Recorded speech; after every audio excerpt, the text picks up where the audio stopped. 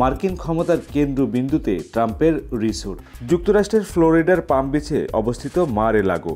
যুক্তরাষ্ট্রের president Donald ট্রাম্পের মালিকানাধীন এই ঐতিহাসিক রিসোর্টটি আবারও উঠে এসেছে মার্কিন রাজনীতির ক্ষমতার কেন্দ্রবিন্দুতে। মার্কিন সংবাদ মাধ্যম ব্লুমবার্গের তথ্যমতে ট্রাম্পের প্রেসিডেন্ট নির্বাচিত হওয়ার পর থেকে এখন পর্যন্ত অন্তত 6 জন শীর্ষ ধনী ট্রাম্পের সঙ্গে সাক্ষাৎ করতে এই রিসোর্টে গিয়েছেন। গত 26 নভেম্বর মেটার প্রধান নির্বাহী মার্ক জুকারবার্গ ট্রাম্পের আমন্ত্রণে এই রিসোর্টে নৈশভোজে অংশ নেন। মেটার পক্ষ থেকে জানানো হয়েছে তিনি ট্রাম্প ও তার টিমের সঙ্গে দেখা করতে পেরে কৃতজ্ঞ। ডিসেম্বরে ট্রাম্পের সঙ্গে দেখা করতে আসেন অ্যামাজনের প্রতিষ্ঠাতা জেফ বেজোস। নির্বাহী প্রচারণার নিরপেক্ষ অবস্থান নেয়ায় বেজোস ট্রাম্পের শপথ অনুষ্ঠানে এর জন্য $1 মিলিয়ন দান করেছেন।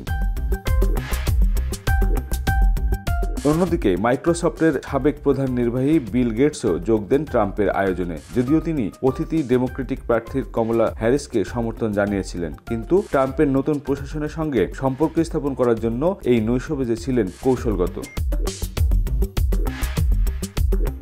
টেসলার প্রধান নির্বাহী ইলন মাস্কের উড়োজাহাজ 1 ডজনেরও বেশি বার পাম বিচে অবতরণ করেছে। ধারণা করা হয় মাস্ক 3 সপ্তাহ ধরে ফ্লোরিডায় অবস্থান করছেন। মার্কিন বিশেষজ্ঞরা বলছেন মার-এ-লাগো এমন শুধু একটি রিসোর্ট নয়, এটি যেন ট্রাম্প প্রশাসনের পরিকল্পনা এবং মার্কিন রাজনীতির ভবিষ্যৎ নির্ধারণের স্থান। এই ধরনের উপস্থিতি নতুন প্রশাসনের সঙ্গে তাদের সম্পর্ক শক্তিশালী করার ইঙ্গিত দেয়। মার-এ-লাগো শব্দটি স্প্যানিশ ভাষা থেকে এসেছে। এর অর্থ হল সাগর থেকে হ্রদ। এই নামটি রিসোর্টের ভৌগোলিক অবস্থানের সাথে সম্পর্কিত।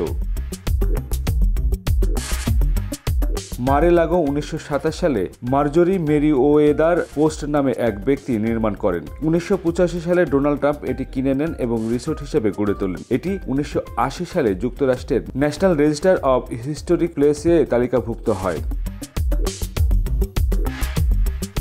রিসোর্টটি প্রায় 20 একর জায়গা জুড়ে বিস্তৃত। এতে 126টি কক্ষ, ballroom, swimming pool, tennis court এবং একটি সমুদ্র সংলগ্ন সৈকত ক্লাব রয়েছে। এটি একটি প্রাইভেট ক্লাব হিসেবে কাজ করে, যেখানে সদস্যপদ পেতে উল্লেখযোগ্য ফি লাগে। ট্রাম্প প্রথম দফায় প্রেসিডেন্ট থাকাকালীন এই ধরনের উত্তরাধিকারী হোয়াইট হাউস হিসেবে ব্যবহৃত হয়েছিল এবং এখানে অনেক সরকারি মিটিং ও কূটনৈতিক বৈঠক অনুষ্ঠিত হয়। ট্রাম্পের প্রেসিডেন্সির সময় এখানে জাতীয় নিরাপত্তা সংক্রান্ত আলোচনা নিয়ে উদ্বেগ প্রকাশিত হয়। এছাড়া রিসোর্টের উচ্চ সদস্যপদ ফি এবং আয়কর সংক্রান্ত কিছু অভিযোগও রয়েছে।